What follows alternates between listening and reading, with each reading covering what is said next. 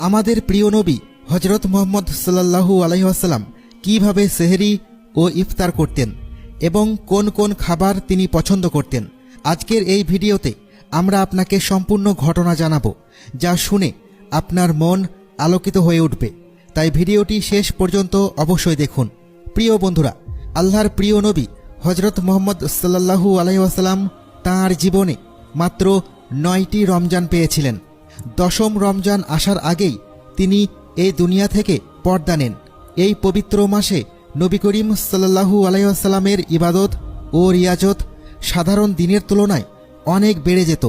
এই মাসে তিনি আল্লাহ তাআলার নৈকট্য লাভের জন্য আকুল থাকতেন এবং তাঁর রহমত কামনা করতেন।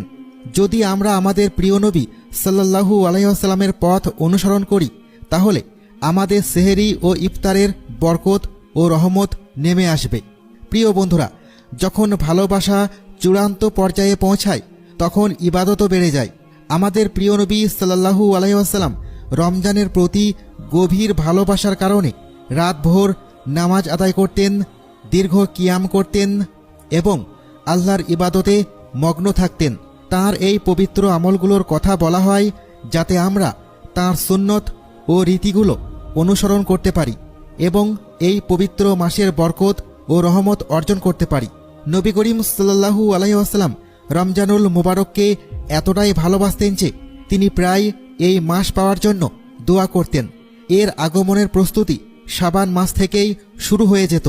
তিনি বেশি বেশি ইবাদত করতেন এবং নফল রোজা রাখতেন, যাতে রমজানের বরকত লাভের জন্য নিজেকে আগেভাগেই প্রস্তুত করতে পারেন। যদি আমরাও এই পবিত্র মাসের মর্যাদা বুঝি, এর সম্মানে আমাদের জীবনযাত্রার ধরন পরিবর্তন করি, তবে নিশ্চিতভাবেই আল্লাহর রহমত আমাদের উপরেও বর্ষিত হবে। যখন রমজান মাস আসত, তখন রাসূলুল্লাহ সাল্লাল্লাহু আলাইহি ওয়াসাল্লাম সাহাবায়ে কিরামদের উদ্দেশ্যে বলতেন, তোমরা কাকে স্বাগত জানাচ্ছ আর কে তোমাদের স্বাগত জানাচ্ছে?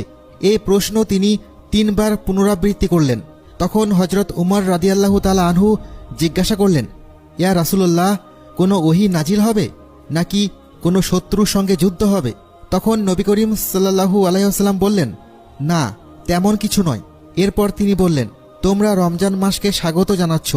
এই মাসের প্রথম রাতেই সমস্ত কিবলা অভিমুখী মুসলমানদের ক্ষমা করে দেওয়া হয়। সুবহানাল্লাহ, কত বড় সুসংবাদ! রমজান শুধুমাত্র একটি মাস নয়, বরং এটি আল্লাহর রহমত ও বরকতে ভরা এক মহান নিয়ামত।